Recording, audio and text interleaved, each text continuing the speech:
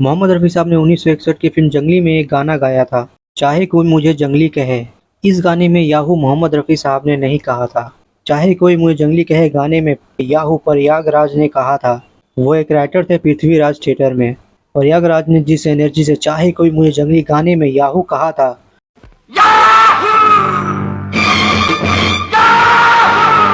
मोहम्मद रफ़ी साहब उसी एनर्जी को पूरे गाने में बरकरार रखते हैं और उसी अंदाज में मोहम्मद रफ़ी साहब ने पूरा गाना गाया है।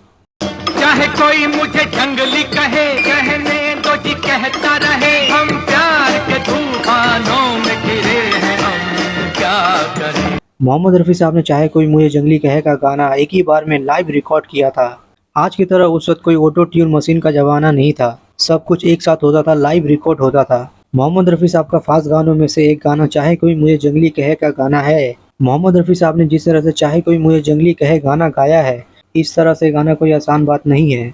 मोहम्मद रफ़ी साहब ने चाहे कोई मुझे जंगली कहे का गाना रिकॉर्ड होने के बाद जब शम्मी कपूर का परफॉर्मेंस देखा तो मोहम्मद रफ़ी साहब ने शम्मी कपूर को गले से लगा लिया था और शम्मी कपूर से कहा था कि मैंने सोचा था कि आप इस गाने में ये करोगे, तो मैंने ये गाना वैसे ही गा दिया। मोहम्मद रफ़ी साहब की खासियत थी कि वो जिस एक्टर के लिए गाते थे उसी के अंदाज में ढल के गाते थे। चाहे वो गाना फास्ट हो, सोलो हो, सैड हो, रोमांटिक हो, मोहम्मद रफ़ी साहब इन गानों में किसी किस्म की कमी नहीं छोड़ते थे।